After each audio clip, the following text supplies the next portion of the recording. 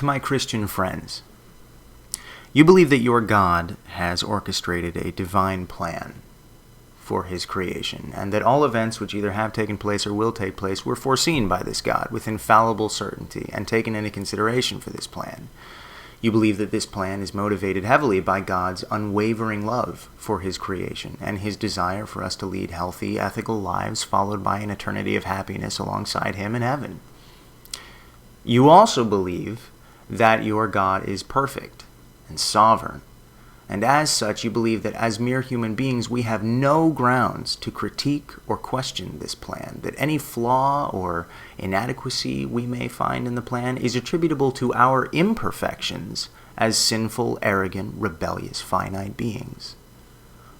So, that in mind, I want to take a moment to remind you of what this plan essentially is, because I think that you rarely afford yourself the opportunity to step back and appreciate it as a whole. So, without further ado, here it is. God's perfect plan for his creation, the big checklist in the sky. Take a look. Decide to arrange for something other than yourself to exist. Check. Create a being by the name of Lucifer with full knowledge that this being will betray you and ultimately cause an infinite amount of suffering unnecessarily. Check. Allow an unfathomably horrific dimension of existence known as hell to emerge, created by yourself or perhaps Lucifer, and allow that dimension to continue existing. Do not override or prevent such a thing. It will come into play later. Check. Create objective, unchanging moral prescriptions and base them upon whatever your nature happens to be, and then label any action or thought contrary to these standards sin. Check. Be sure to include in these moral prescriptions edicts for social and psychological health, such as encouragement to beat one's children with a rod, permission to buy and sell slaves and will them as property to one's children for life, requirement that women not be allowed to teach or have authority over men, and of course, the instruction to kill anyone who expresses interest in worshiping other gods. Check. Design a physical universe, planets, animals, and vegetation, all with the appearance of age.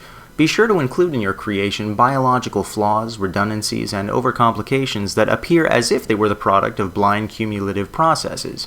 Perhaps a urinary tract that runs straight through the prostate gland, or an unnecessary appendix prone to inflation and rupturing, or maybe a respiratory and digestive system forced to share the same plumbing. These are just a few working ideas. Check. Create a garden with a tree in it bearing fruit that, when eaten, provides knowledge of your objective moral standards. Then create two sentient cognitive beings without knowledge or awareness of these standards and instruct them not to eat from the tree which would enlighten them. In other words, arrange it so that only after they eat from the tree are they capable of understanding that doing so was a violation of objective moral standards. Check. Warn these cognitive beings that they will undoubtedly die if they eat from this tree. But don't follow through if they do. Endow a reptile with vocal cords, lips, or some other means of speaking audibly to your cognitive beings, enabling it to make a convincing case to one of them for eating from the tree. Do not prevent this or intervene. Check. Now by this point, make sure that your cognitive beings have been equipped for reproducing themselves and multiplying. And because one of them has sinned, arrange that every single one of their descendants until the end of time will be born with an inherent sinful nature, defaulting in a future of everlasting torment. Do not by any means allow each of them to be born with a clean slate and the capacity for living a sin-free life if they desire, as you did with your first two prototypes. Check. Endow these cognitive beings with a soul, which keeps their thoughts and feelings and other cognitive faculties in existence forever, one way or another. And then allow the sinfulness of these beings to be incompatible with your presence, and let hell be the only other place they can go once they exit the physical world. Do not make any attempt to spare these souls the eternal torment of hell, such as allowing souls to stop existing altogether or creating an additional realm for them to reside besides with you or in hell. Check. Over time, allow these beings to populate the earth you have created, knowing with infallible certainty, of course, that after so many generations they will disappoint you enough that you find it necessary to kill all of them in a global flood and start all over from scratch. Check. Now, when this happens, again, right on schedule, make an exception for one small family of cognitive beings whom you deem righteous. Of course, it goes without saying that your powers of omniscience allow you to know, again with infallible certainty, that this family too will ultimately disappoint you in the same way as those you drowned, rendering the entire endeavor futile. But for now, it's best that you pretend not to know that. Check. Instruct this small disappointment of a family to populate the entire world all over again by way of incest. Check. Declare that until further notice, the only way for these cognitive beings to rectify their sinful nature while on Earth is to perform ritual animal sacrifices and other acts of senseless violence. Additionally, when certain sins are committed by any one of your cognitive beings, demand that the surrounding community kill that being themselves. Check. In the meantime, perform many epic miracles for all to see and intervene often with your physical creation. Stop the sun in the sky, part the Red Sea, turn rivers into blood and women into pillars of salt, give men superhuman strength, speak to the thousands with a booming voice from heaven, etc. But before these cognitive beings become advanced enough in the areas of science and communication that they could actually document, share, play back, and verify these epic miracles, make sure you stop performing them altogether. Check. Decide at some point that the most pressing of your objective moral prescriptions are not as obvious to these cognitive beings as you once thought. Take this opportunity to chisel your top 10 moral concerns into 2 tablets of stone and commission one of your cognitive beings to deliver these tablets to the masses. Note to self, roughly half of these moral concerns should center around pleasing you, praising you, and remaining loyal to you. Check. After several thousand years, impregnate one of these cognitive beings so that she gives birth to your son in physical form, who also happens to be you at the same time. Check. Allow this cognitive being, who is your son but also you, to grow up and make several revisions to you/your son's original standards of morality. Then arrange for other cognitive beings to torture and kill you/your son. Authorize this sacrifice of yourself to yourself as a means of granting all other cognitive beings immunity from the consequences of their sinful nature, which you allowed them to be born with in the first place.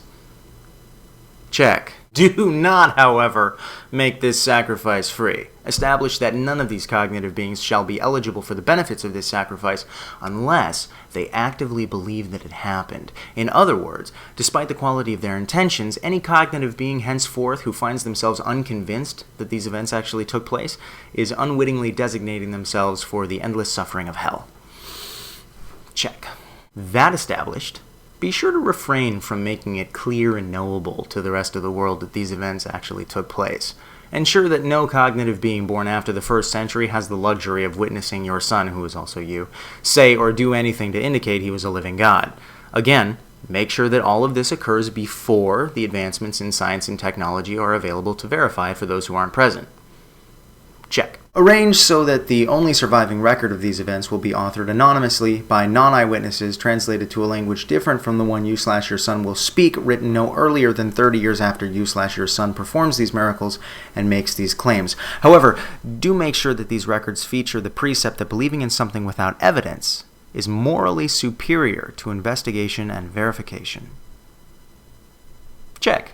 Be sure that after only a few decades, the only accounts of these events in existence are copies of copies of copies, which will be verifiably altered and added to in historically and theologically significant ways from generation to generation, sect to sect.